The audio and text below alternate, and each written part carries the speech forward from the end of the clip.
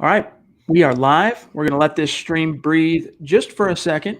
Make sure we're nice and stable, coming through clean and clearly for you, our great viewers and listeners out there in Broncos country. Welcome in. This is another episode of Dove Valley Deep Divers, presented, as always, by Mile High Huddle, powered by Overtime Media.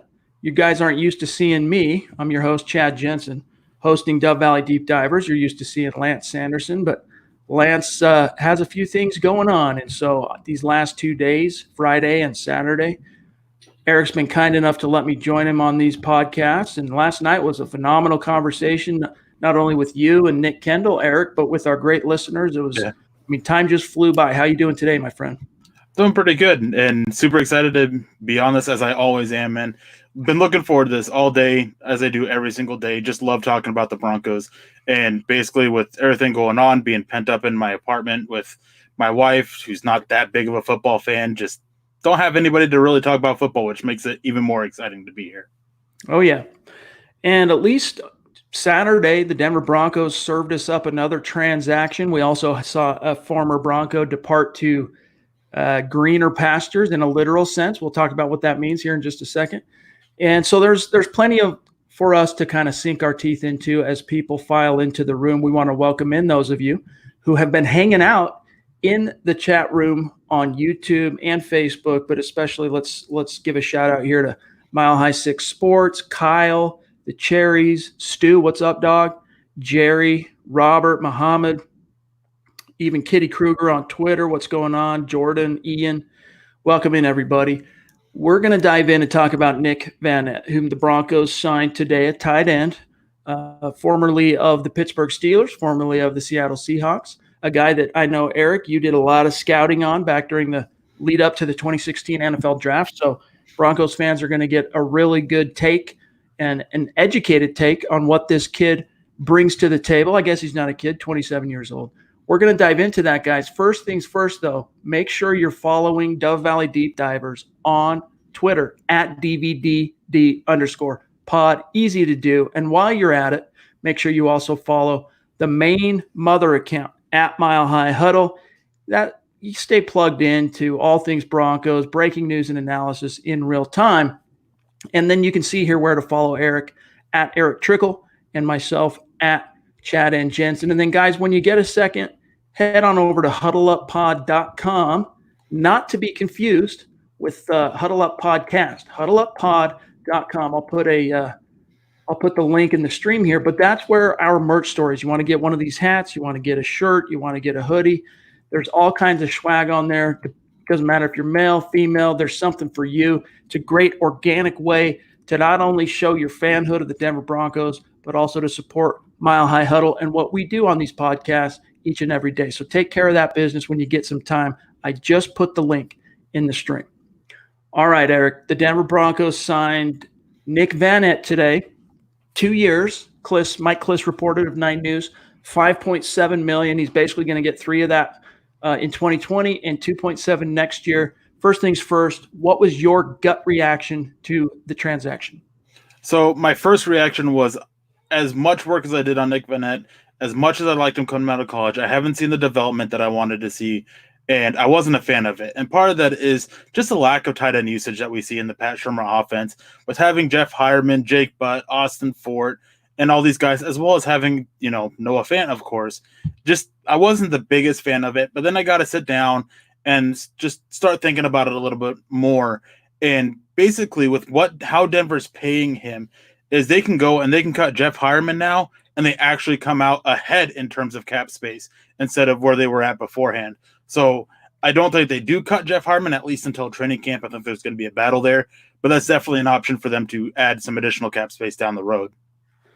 What do you say to those who, basically reduce Nick Vannett to nothing more than a blocker? You look at what he did last year in Pittsburgh, 17 receptions, 166 yards.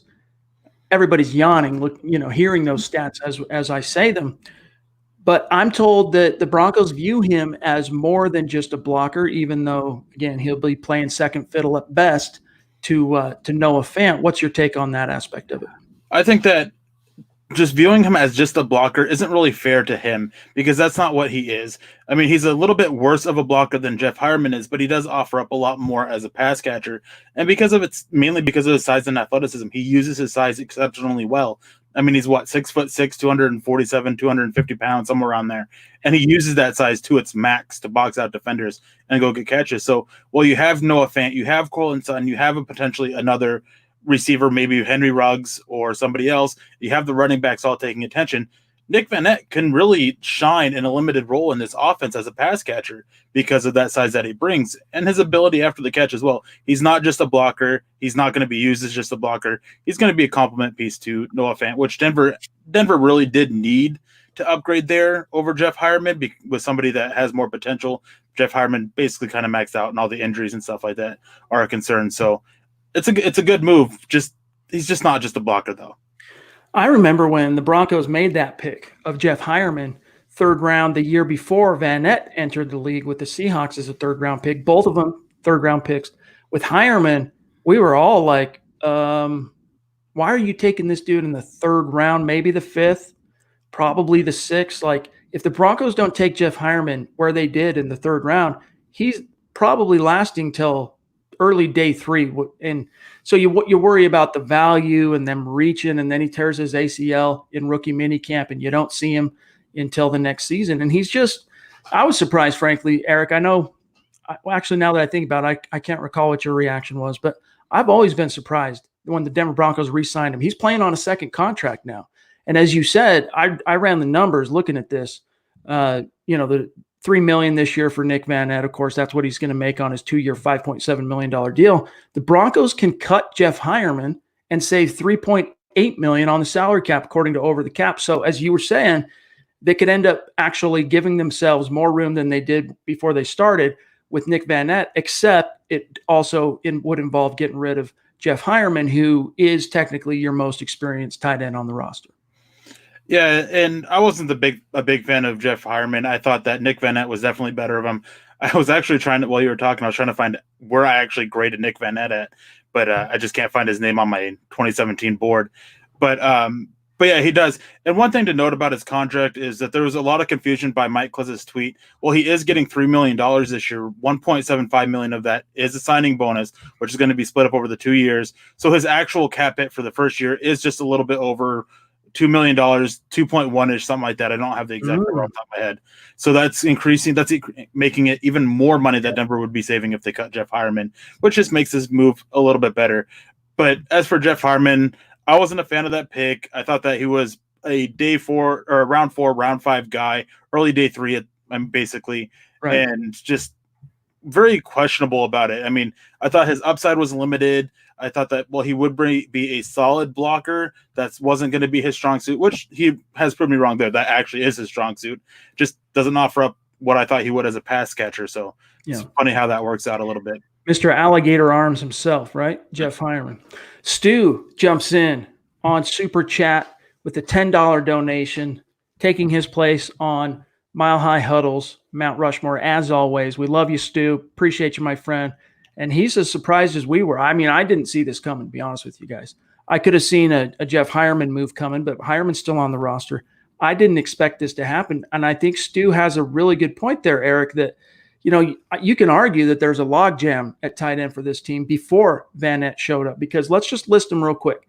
Noah Fant, 2019 first-round pick. Jeff Heuerman, we've already talked plenty about him. Austin Fort injured. Jake Butt injured. You got Andrew Beck coming back, and then Bug Howard. Yeah, you got 2 of those guys whose future is uncertain in terms of their recovery off of injury last year. To me, this speaks to, honestly, this is a bad omen for Jeff Heuerman, and I think it's also their way of kind of hedging, because I don't think they expect Jake Butt to ever bounce back from those knees.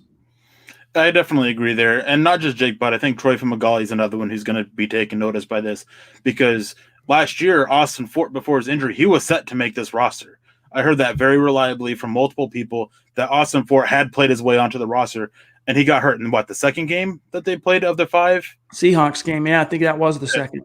And so he made a strong impression through training camp and just that first game to make the roster. And then he gets hurt, and they still have a lot of hope for him. So it's going to be interesting to see how this tight end position pans out. But I definitely think, as you said, Jake Butt's on notice, Jeff Heuerman's on notice, and Troy Fumagalli as well. I see some super chats stacking up, but there's a couple of questions here that I want to grab because they do involve the news of the day. Jacob on YouTube says, Mike Kliss tweeted out saying the Broncos are done. Are they really planning on going into the draft with holes at cornerback and defensive line? And yeah, guys, if you missed it, basically what Kliss said is with the trades and the acquisitions they've made and a couple of re-signings and the tenders they've rendered, they're hitting pause, according to Mike Kliss. The John Elway group is hitting pause. But Eric, we were just talking about this before we went live. Neither one of us see that as being a black and white issue. Like maybe there's nothing imminent coming in today, but there are still some serious gaps on this roster that John Elway, frankly, as a GM, can't be comfortable with heading into the draft. Yeah, and one thing too in Mike Kliss's tweet is that he does mention that they will be looking at a couple signings here and there throughout the offseason as they round out their depth, which is something exactly lining in with what I've heard. Basically, not to expect any big more signings or any more big moves.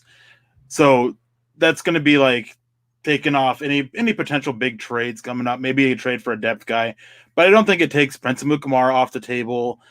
He's a guy who might be a guy just wanting to wait a little bit, see how things happen, and then sign later. I know there's a lot of interest between Denver and Prince Amukamara's side about reuniting basically with Vic Fangio.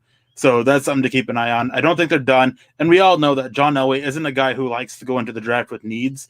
I mean, there's still a need that they could use another depth defensive end, another corner, maybe two, a cover linebacker option, and then a potential swing tackle. At least maybe a receiver in there as well. And I would expect Denver to add at least a couple cheap free agents there between now and the draft just to round out the depth chart. Our friend James jumps in on YouTube. He says, Will Parks getting $1.6 million makes me so sad, but I'm happy for him. He returns home and can push for a starting role in Philly.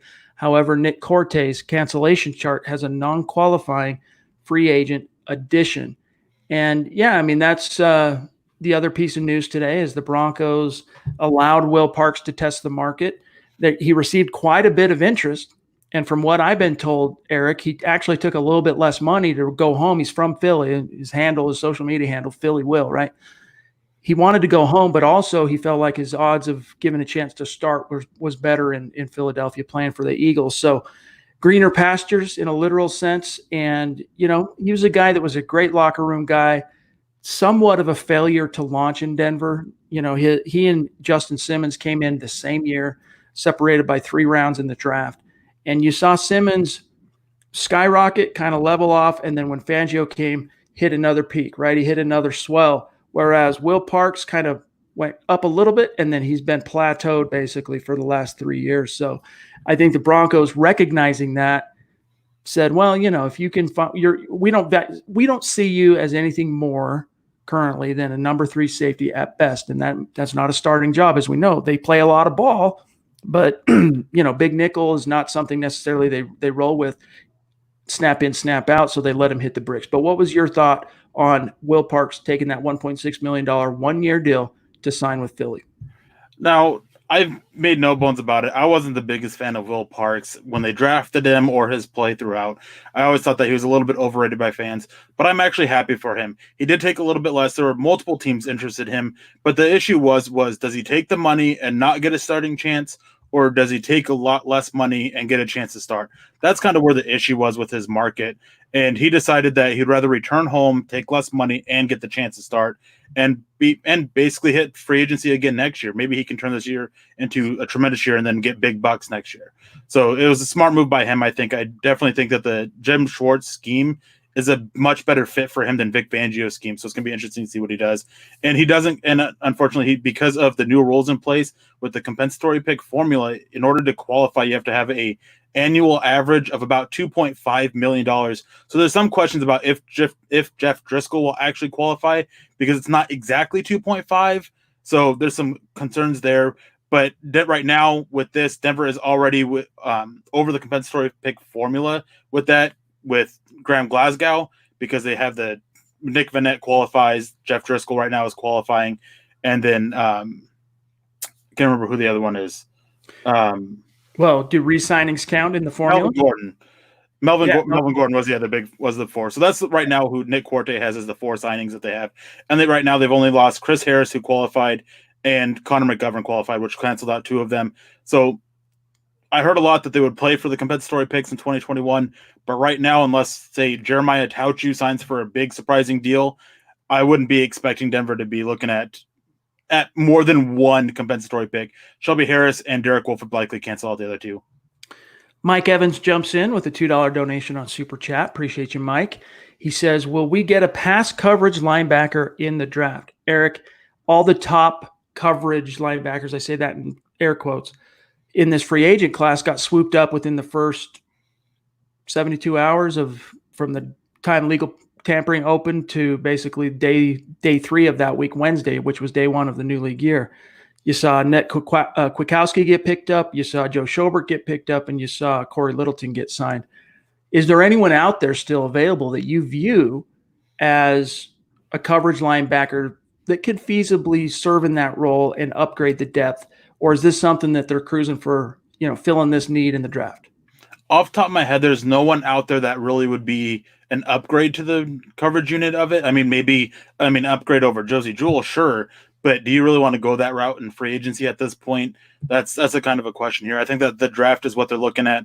And I think that another option for the Broncos, and it's something that goes in line with something that Vic Fangio said at the Combine, is using more defensive backs to help cover the issues of coverage from the linebackers. So we could look at Denver going and getting a couple more defensive backs to help out there as well. But guys like Akeem Davis-Gaither, Troy Dye, Cameron Brown a little bit later. I mean, everybody knows about Isaiah Simmons, Kenneth Murray, Patrick Queen. I mean, the names go on and on. There's plenty of options for coverage guys at linebacker in the draft. A couple guys that really fit the scheme at safety that can come down and play that coverage linebacker type role as well. So they definitely have their options in the draft if that's the way that they decide to go. James Dean, one of our Super Chat superstars, supporting Mile High Huddle like a boss, jumps in, $5 donation. Appreciate you, James. So consistent, my friend. We really do appreciate you. He says, I'm getting upset. Why are we not getting Prince or another corner? That's where our need is, and the defensive line. Or do you think they'll draft one? And if so, who? One other name that got added to that, and again, thank you, James. One new name that got added to a list of potential candidates for the Broncos is Pierre Desser, who was released today. I think it was Saturday, early Saturday. Do you see him as a potential scheme fit? And then, speak to what James is asking there about whether or not in the draft, if there's a D lineman or which D lineman you like for Denver. There's actually multiple corners that can fit for the Broncos, but it's all going to come down to cost at this point. I think that they're looking for a little bit cheaper. And the draft is actually pretty solid for cornerbacks. I mean, it's not as top heavy you have Jeffrey Okudah out of Ohio State, and then it's a mixed bag after him. But, it's got good depth, so they can look to go that way. Defensive line is a little bit rougher because there is some good talent at the top, but it's not lacking great depth. And most of the talent there will likely be going by round 3. So if Denver wants to go defensive line, they've got to go there earlier. And will they want to invest on that after investing a 3rd-round pick on Draymond Jones and then trading for Jarrell Casey and his contract and then bringing back Mike Purcell, of course. That's right now, that's your 3 starting defensive linemen. So I think that they will look at the draft as for defensive line. Cornerback, I think that they will ultimately add one in free agency prior to it and still add another one in corner. There has been some word going around that they might be looking at moving Isaac Yiadom to safety, as well as Duke Dawson making his switch from cornerback to safety that they started last year. I could see that. And, it might take a lot of pressure off of Yiadom because he's so physical and he's a sound tackler and he's a great character guy. And even though you see those grabby, lack of awareness type of fouls on him as a corner, he does have high football IQ. It's uncharacteristic based on what you see. It's kind of a, what's the word I'm looking for? It's kind of a contradiction because he is super smart and he's a high character guy. And then you see him make dumb type of plays on the field. And I think part of that, Eric, is just simply he's not cut out to play a corner at the NFL level, but you move him back to a safety role where he can use his eyes and not be so easily baited and use that physicality and come up and support. I think there could be a new life for him. Duke Dawson, honestly, since the Broncos acquired him via trade on the doorstep of last season from New England, I've not seen him do one thing up to this point in a Broncos uniform that made me sit up and go, okay, now we're cooking, now we're talking. By the way, Terry jumps in with a $2 donation. Agree, JD. I'm not sure what you're agreeing to, but we do thank you for that donation, Terry. And is that normal, Terry? Because you got a different. Oh, it is. Yeah, you changed it. I see. Up there in Canada, proven as always, Broncos country is not a geographic location. It is a hashtag state of being. What do you think is going to happen with Shelby Harris? Because the longer he's kind of held out and as picky as he's seemingly being, because there has been interest in him from what I've heard, but he's kind of waited and not taken some of these opportunities that have come his way. I'm thinking, Eric, he's going to end up having to take an even significantly lesser deal than he was expecting going into free agency, but something similar to what Shaq Barrett accepted from Tampa last year. Yeah, I definitely agree with that. I mean, part of the reason with the issue with Shelby Harris is that basically he shut the door on Denver. There were some issues there going on behind the scenes with it. Some of it kind of leaked out a little bit, but not a whole lot. Not all the full details are out there with going on with that. But he doesn't seem likely to return. He's being very picky about what he wants in his contract, how he wants his contract structured, which more power to the players. I'm all fine with that. But he's just hurting himself with it. I mean, I've heard as many as 10 teams have expressed interest with him, with a good portion of them submitting contract offers or at least wanting to submit contract offers, and him just basically shutting him down. The Colts were expected to be big spenders on him, but basically I think that's where he really wanted to go, which is one reason too. But once they got DeForest Buckner in that trade, they're out on that market. So he's kind of having to step back, reevaluate where he wants to go. I think I really think that's where he thought he was going to end up. And I thought he was going to get, and at least he thought he was going to get a huge contract from them in that 13, 14 million average per year basis that was going around. But now it might be that 5, 6, maybe even 7 million at most for him for a 1-year deal. Yeah. In my opinion, Shelby Harris is nowhere near worth double-digit millions. And I mean, I think that's pushing it personally, even $6 or $7 million. Like, I don't know. He finally we're talking about a guy who has 1 year under his belt in the NFL as a starter. And in Fangio's scheme, he was solid, but I wouldn't say he was transcendent. I mean, we're not talking about the second coming of Calais Campbell here. I mean, obviously different size and different skill set and all that, but I'm talking as a 5-tech defensive end. He did not, I mean, he makes plays. The one thing I'll say about Shelby Harris before anyone thinks I'm sitting here trashing him, that's not what I mean to do here. The one thing I'll say about Shelby Harris is he has that clutch gene, man. When the chips are down and his team needs a play, he's one of those guys that has that rare ability to affect his environment and to make something happen, whether it's intercepting Big Ben in the end zone, whether it's tipping a pass, blocking a kick, whatever. And that's, it's hard to put a price tag on how valuable that is. But when you're going from, you got 70, 80 snaps, whatever it is in a game, and he's only impacting a small fraction of that, you got to start wondering what the value is. I'm still more about, Eric, based on Shelby Harris's inconsistencies. And again, the door's already been slammed basically on him coming back to Denver anyway. But I'm still all about seeing what we can do. If I'm John Elway, Derek Wolf's behind's been blown in the wind all week now. I'm seeing what I can do to get him back in the saddle, even if it's just a 1-year deal.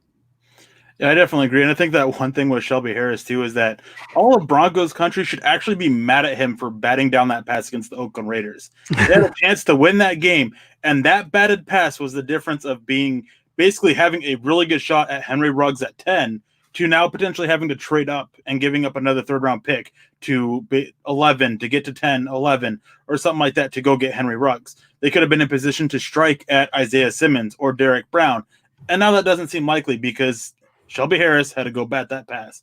And I get that some fans out there, they're not okay with losing for draft position, and I can't blame them at all.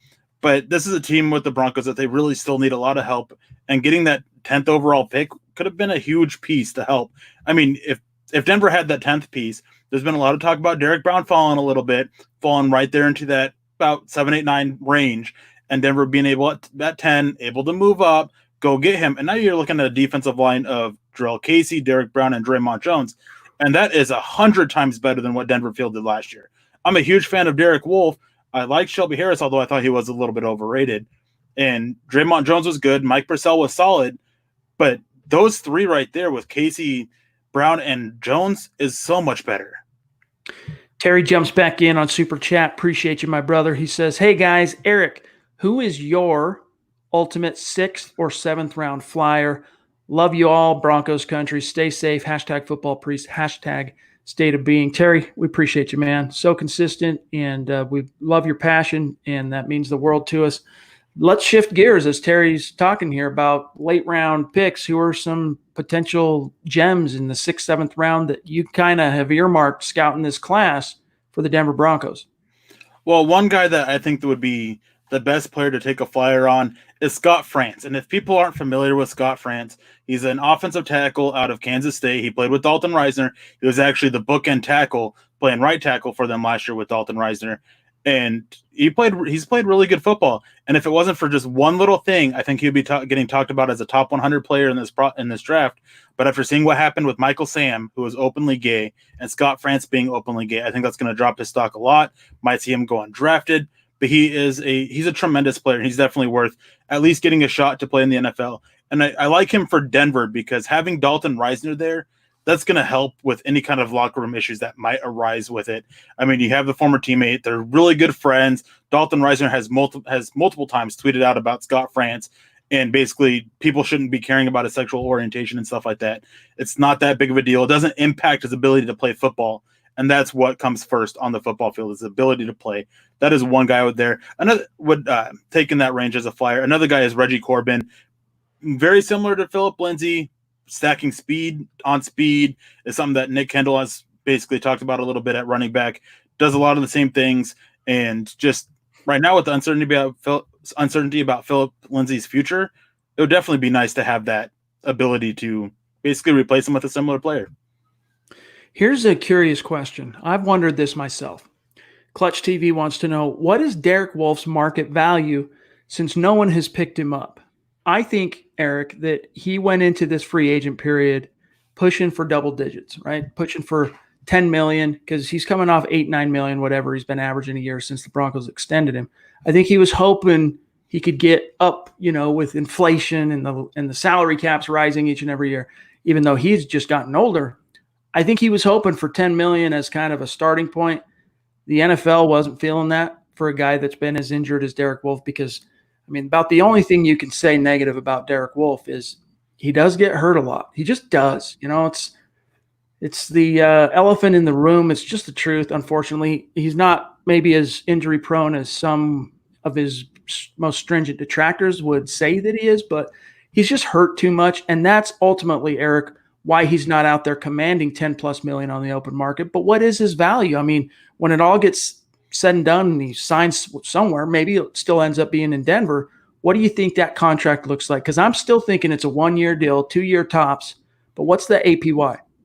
Well, I think that the biggest thing that's hurting Derek Wolfe is the NFL's reaction to COVID-19, shutting down team facilities, making it so players can't take visits. And I think that if that wasn't the case, I think Derek Wolfe would have gotten that $10-11 million APY deal, because teams would have been able to bring him in. They would have been able to have their team doctor check him out, check out the injuries, and just basically sign off on it. But they can't. And I think that that not being able to have that, being able to have the clear view about his injuries or anything like that is just hurting his value. I think that he might end up signing a 1-year, probably about $5 million deal for an average per year, or $5 million deal. Yeah. Maybe 2 years and going a little bit more, about $6 million, with most of that in the second year with a team option on it, basically right. Something like that to give the team something to be a little bit more comfortable with him. But he got bad luck is what it is. This last year, it was bad luck when he got hurt, a play that should have been blown dead. Bad luck with COVID-19, not being able to visit with teams. Just things, cards didn't play out for him the way he thought it would. And I feel bad for him. He's my favorite player on the Broncos. I absolutely love him. Only player that I have the jersey of, and just tremendous. I love his story, everything. So I would really like to see Denver go and offer him just, hey, we'll have you come back 1 year. You know the scheme. We know you can play in it. We know you can perform. We have the rotation here to help keep you healthy.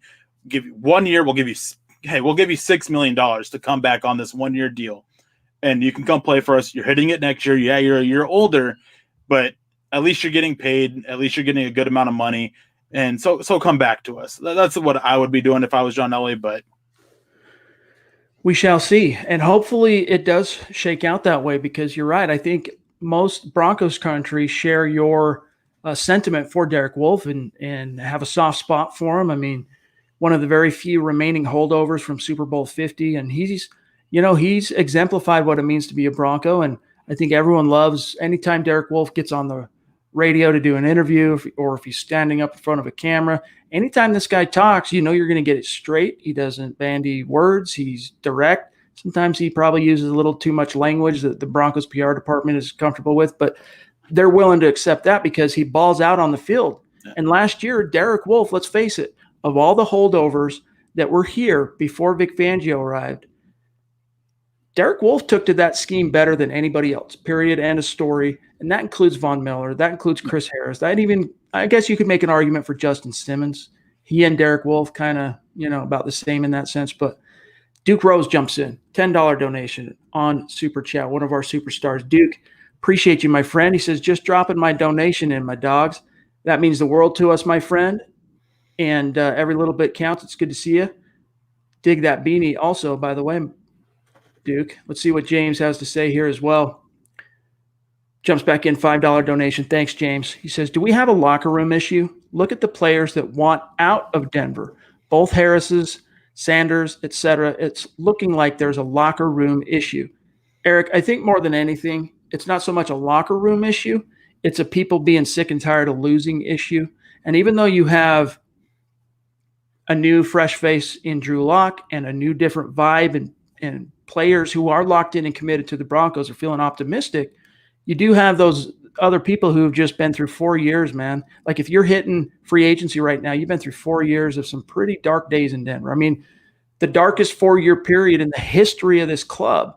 And that has an effect on people. I mean, I'm of the opinion, Eric, that one of the reasons you saw Von Miller have a down year last year is he's just kind of been worn down to a nub emotionally from all the losing and all the expectations and being the star player, and the wins just not coming. And I think it all took a toll on him. And that doesn't mean that there's no coming back from that if you're Von Miller, or there's no rebound or bounce back. That's not what I'm saying, but it takes its toll. It wears on guys. They, want to change the scenery. That's what it was for Emmanuel Sanders. Some of them are a little bit more vocal. And in that case, the Broncos try and get him out of there as quick as possible. Like you saw Sanders get dealt. They did try to trade Chris Harris last fall and, just didn't quite get the deal they were looking for. If they're a little bit deeper at corner, though, Eric, he probably got dealt last fall if Bryce Callahan was playing football and Devontae Bosby doesn't get hurt. I definitely agree. And I think that one thing, too, is it's not just being tired of losing. And I don't think that the Broncos have a locker room issue. I think that part of these moves are getting away what concerns they had with players in the locker room. Emmanuel Sanders, he was very vocal. I mean, he was a guy who there were some issues between him and Rick Scangarello this last season that just caused a lot of headbutting that ultimately led to him being traded. He wasn't liking his usage, things like that. Chris Harris, he had some issues with the Broncos, and his mainly stemmed from losing, trading Aqib Talib, things like that. Just didn't sit well with him. And so he there were some issues with that. I mean, and then of course the whole issue last year about his contract with what John Elway said. And I think that he was just ultimately at that point where he just been rubbed the wrong way a little bit too many times. And with Shelby Harris is that there's just some issues, some conflict there between him, and he didn't like playing at the nose. And then how they're using him as a 5 tech, it wasn't the way that he felt was best. Just issues like that. And ultimately, I think that's what led to it. So, yeah. And with Shelby Harris, again, from an impact perspective, he had a few really good games last year, but he was extremely inconsistent. One of the reasons why that defense never quite coalesced into a really consistent unit was because of some of those struggles up front. Mike Purcell, even though he did do a significantly better job at nose tackle than Shelby Harris did, was inconsistent as well down the stretch. Shelby Harris.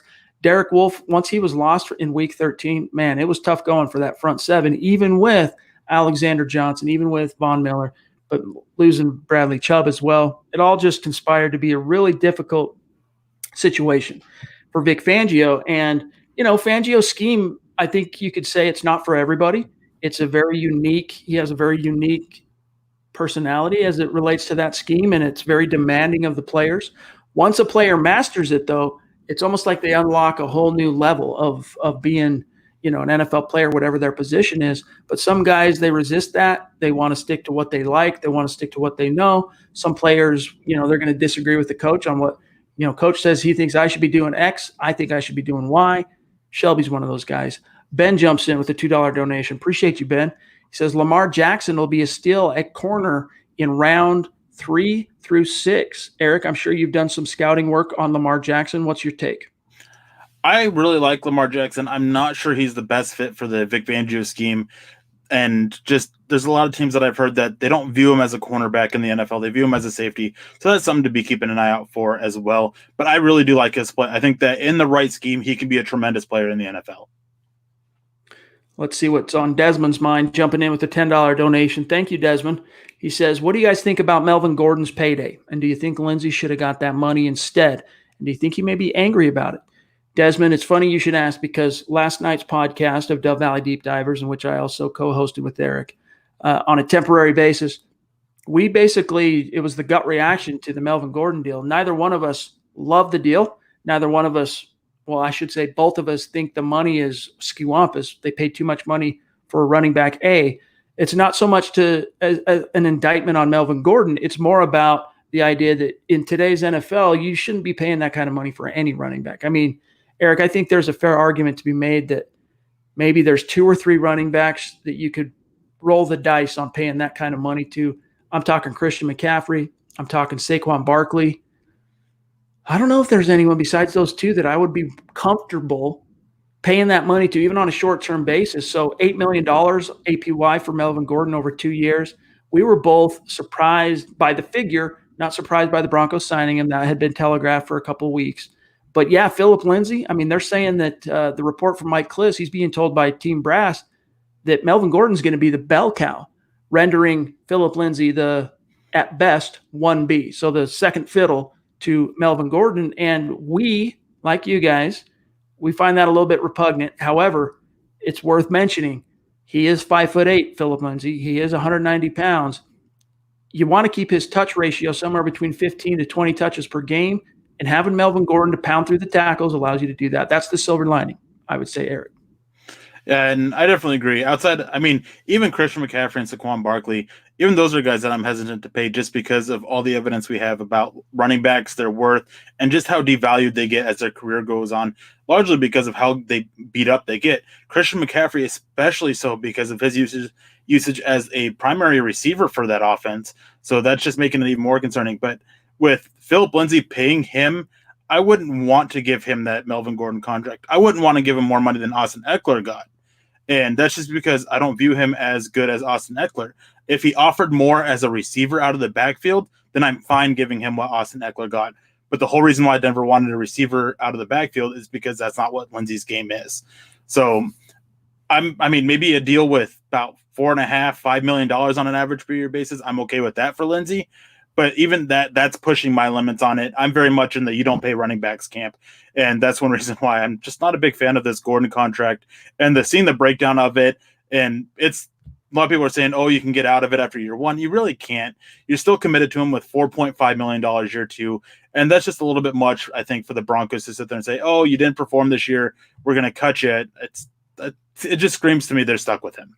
Especially when you have a Pro Bowl incumbent at the position. It doesn't seem like good cap sense. It doesn't seem like smart roster management. And to me, it feels like a new offensive coordinator being injected into the decision-making process and Elway just kind of going along with it. You got Shermer saying, I need this guy. I want this guy. This is what I need. Yeah, it's good having Phillip. It's good having Royce as a backup, but this is the guy I need to make the engine go. Go get him for me. And Elway complied. Joey with a question. We've kind of neglected our Facebook viewers tonight, so let's grab one here on Facebook. He says, Eric, would you prefer a wide receiver in round 1 or Javon Kinlaw? Your answer. It really always depends on how the board falls down. I mean, if Henry Ruggs is there, although I'm not as high on him as others, I think what he can bring to the offense is just too much to pass up on. but I'm a huge Javon Kinlaw fan. I think that he can be the best defensive lineman out of this class, even better than Derek Brown. I think he offers up a little bit more versatility than Derek Brown as a run defender, as a pass rusher, even as in defensive linemen. I think that you can even put him out as wide as a 7 technique, and depending on the scheme, and have him see success. But I think that looking at the need for the receiver, looking at the guys that Broncos have on the defensive line, I think I'd definitely be leaning wide receiver a little bit more, because I don't think that Javon Kinlaw is best as the nose tackle, which is the one area that the Broncos really can look to upgrade. And if you're drafting Kinlaw, then you're putting Jones back on the bench, and I don't think Denver wants to do that. John Mortensen jumps in with a $20 donation. Thank you, John. That means the world to us, man. He says, you think by signing Gordon and the tight end, the Broncos are using it to get those two to play at their true potential? I think that's definitely a possibility, and I think that this actually screams more towards Drew Lock, is that they want to do everything they can to take the pressure off of him. They want to run the ball, getting that blocking tight end in Nick Vannett. I think that he would definitely he will help there. And Melvin Gordon, he's going to help the running game a little bit, offer up that receiver out of the backfield as well. It's all moves that help Drew Lock, and it's helping take pressure off of him, which is, of course, the focus that this whole offseason has been about. Justin jumps in, one of our Super Chat superstars. Appreciate that donation, J-Bone. He says, I'm not understanding some of these signings. Hashtag Denver Broncos for life.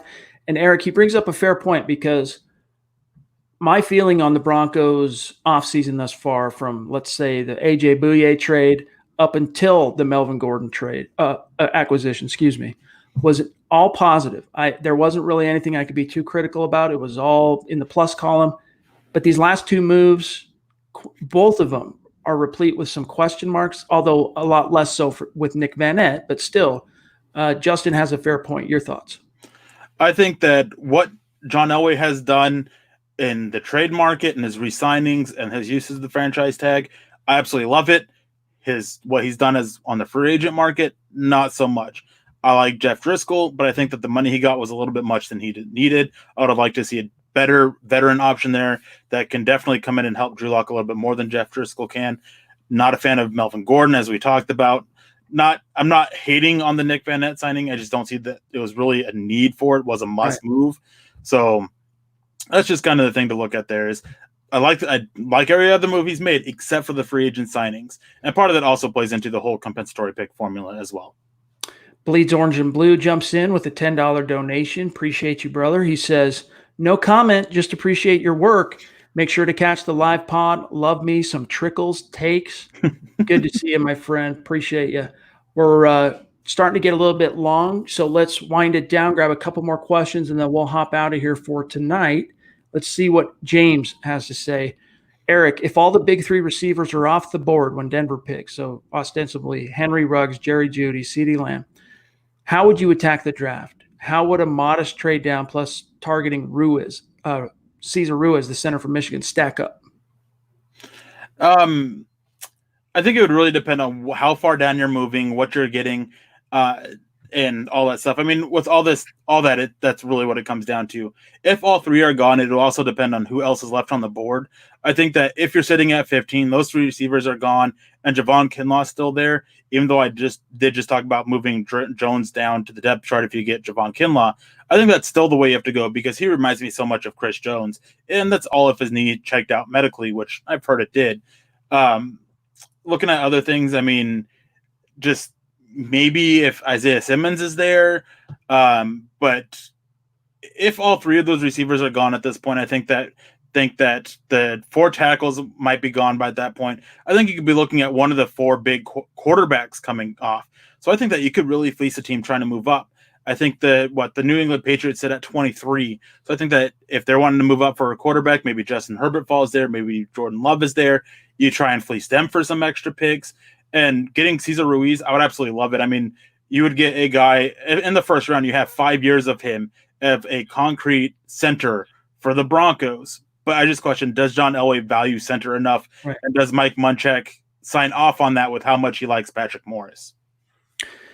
Jeff Cohen jumps in, $5 donation. Appreciate you, bro. He says, hope we focus on offense with quality players this season, not just checking boxes off with Medicare players to fill holes.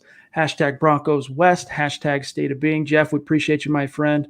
And I think that's a sentiment we can all share. The Broncos need to turn the ship around. It starts with the offense. You've got your coaching expertise. It's on the defensive side of the ball. That can make up for less than perfect conditions personnel-wise, when you're weighing things. Offensively is where this team needs a real shot, and they took a massive step forward with Drew Lock. We saw Cortland Sutton take a massive step forward in year 2. There's a good chance Noah Fant does the same thing in year 2 for him, which will be 2020. Then you inject Pat Shurmur into that equation. Now you just got to stack a couple other positions, and it could be really interesting. Eric, Maurice has a question here. He says, Chad, why can't I donate? My friend, if you're on YouTube, which looks like you are, where you comment, there's a little money sign there if you want to do it. But don't feel like you have to do it, man. Just having you a part of the conversation is cool for Eric and I. We appreciate each and every one of you joining us here. And we'll grab 1 or 2 more, Eric, and then, oh, my goodness. Bleeds orange and blue off the top rope, dude. That's truly humbling, my friend. That means the world to us. Seriously, that's phenomenal. And, I mean, sometimes I just get at a loss for words, Eric, how much our listeners and our great fans in Broncos country support this channel, support these podcasts. It's just phenomenal, dude. He says, how do you guys handle the super chat? Do you split it amongst the MHH boys? Does it go straight to the host? Yeah, it goes to the hosts. So it's an equal share to the hosts is how we do it, man. And that really means the world to us. Thank you very much, Bleeds Orange and Blue. And if you're on Twitter, let me know who you are so that we can shout you out after this podcast. All right, guys, 1 or 2 more, and then we got to get out of here. Blake Williams wants to know, $2 donation. He says, what do you guys think of Darnay Holmes? Thank you for the donation, Blake. Eric, I'll let you take this one. Darnay Holmes reminds me a lot of Chris Harris, but he does like to get a little bit grabby the farther downfield he gets. Slightly undersized, might be limited to a nickel role in the NFL. Like his play, likes to be physical throughout his routes, which leads to the grabbing and the other issues he has. Not sure if Denver will look his way for a few reasons stuff that I've heard going around, but he's definitely a guy that I like on the field. One concern, though, is that at the Senior Bowl, he really struggled. So that's something to keep an eye on as well. Okay. Maurice figured it out. Jumps in, $5 donation. Appreciate you, bro. You didn't have to do that. We appreciate it. He says, this was late because I couldn't figure out why I couldn't donate, but never under any circumstance lose to the Raiders. That is all. LOL. Great work, guys. I know, man. It's like, and Eric's saying, look, he understands it, and so do I. It's like, on one hand, you're wishing you could have better draft position today, but at the same time, you don't want to lose to the Raiders, and you sure as hell don't want to lose to the Raiders at home. And I think the silver lining is you just hope that having the Broncos finish on a purely positive note, winning 4 of their final 5 games, and giving Drew Lock that momentum, ultimately, Eric, is worth more to this team heading into 2020 than 3, 4, 5 spots in draft position. Yeah, and don't get me wrong, I love that Denver beat them. I mean, the final game against the Oakland Raiders, Denver beat them. That's something to take a lot of pride in. But as an analyst, part of it that I look at is that I got to go and take a look at things about how to make this roster better, how to get back to being competitive, and that's how I approach things with this. And I just view it as losing to the Raiders, as much as that would have sucked as being a fan of the team, that going and getting that 10th overall pick would have been much better for the Broncos long term than getting that win. Stu had a $3 donation on Super Chat with this question. Thank you, Stu. He says, what about Ron Leary? Cut him and sign another offensive lineman. Stu, in case you missed it, brother, what happened with Ron Leary is the Broncos have already moved on from Ron Leary. He had a team option this year, and the Broncos chose not to pick up that option, which rendered him a free agent. He's gone. He's gone. They have his replacement already in the form of Graham Glasgow. And hey, Buana, it's good to see you, buddy. Remember, guys, we're live every day, once a week, or not once a week. We're live every day, one day for each day in the week, 6 p.m. Mountain, 8 p.m. Eastern. You're going to get a live podcast. Until the draft, you're going to have a Dove Valley Deep Divers pod both Friday and Saturday. Otherwise, you've got Huddle Up pod Monday night, 6 Mountain, 8 Eastern. Tuesday night is Building the Broncos. Then Zach and I return with Huddle Up Wednesday, Thursday. And then Eric and Lance Friday, Saturday till the draft. And then after the draft, we'll kind of re-examine what to do with the podcast programming. And, of course, we will keep you guys up to date and in the loop on any decisions we make programming-wise after the draft. Justin jumps in as we're getting ready to say goodnight to everybody. with a $5 donation. Thank you, Justin. He says, I'm late jumping on to give some support. Going to spare you in the chat my rant about the signing yesterday. I like the tight end we got today, though. Good blocking. Yeah, I mean, that's the thing is it was kind of a weird move grabbing Nick Vannett, but he's not a bad player, and the value was solid, Eric. Yeah, and just like with Gordon is I don't hate the player, it's the contract. With Vannett, I don't hate the player. I do have issues with the contract, but just knowing that they can cut Jeff Heuerman and actually come out ahead in the cap just makes me be a little bit more accepting with that contract. Still don't see the whole need of it all, but hey, what can you do? I mean, at least it's a move to try and help them out long term and right away even.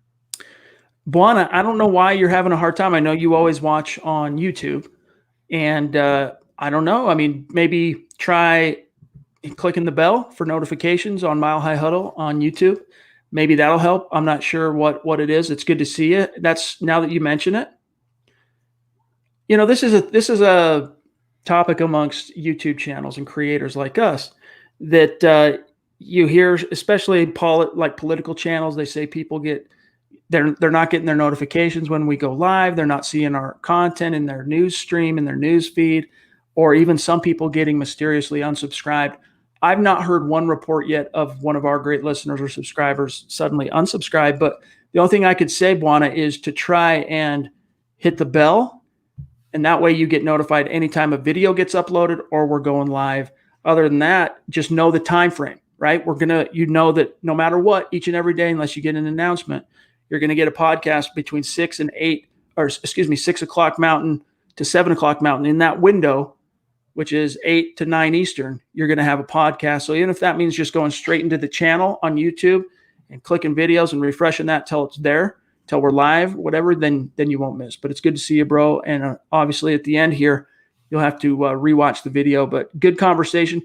Guys, that's going to do it for today's episode of Dove Valley Deep Divers. Thank you for joining us, each and every one of you. Your contributions to this conversation make us love joining you each and every night. This isn't work for us. This is pure passion and fun. And again, we've been on this podcast, Eric, 52 minutes now, and it really does feel like 5-10 minutes, dude. It's just so fun. Yeah, one thing I like to do while I do this is I look up at the timer for us, and then I look down at the time, knowing what time we go live, and just like it really doesn't. It really seems like 15 minutes ago we just started, that we were just talking about just giving our opening greetings and talking about the Nick Vannett signing and our thoughts on that and everything. And just time flies when you're having fun, I guess is what they say. And guys, mile high salute to all of our super chat superstars and the love you guys showed us today, especially Bleeds Orange and Blue, and your generosity that meant a lot to us, to everybody. And for those of you, listen, it might not be feasible to support the show financially through super chat, and that's okay. Just being a part of it means the world to us. There are organic things you can do to help support. Like if you're watching this, whether it's on YouTube, whether it's on Twitter, whether it's on Facebook, we're also going to start streaming this onto Twitch. Just as long as you like it, share it out. If you like the content, share it out. These are organic ways to support the show. You can go to Huddle Up Pod, look at merch, and every little bit counts. Bleeds Orange and Blue. Again, dude, jumping back in. You're the man. At Bleeds Orange and Blue. Okay, you're going to be getting a tag after this podcast once we end the transmission. So appreciate you, my friend. That means the world to us. In the meantime, guys, make sure you're following the main account for Dove Valley Deep Divers on Twitter at DVDD_pod.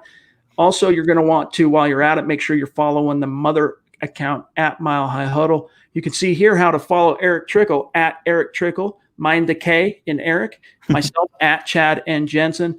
And then here's what to expect, guys. Eric's off till next week. We'll see if maybe we can get him on the show on Huddle Up Pod.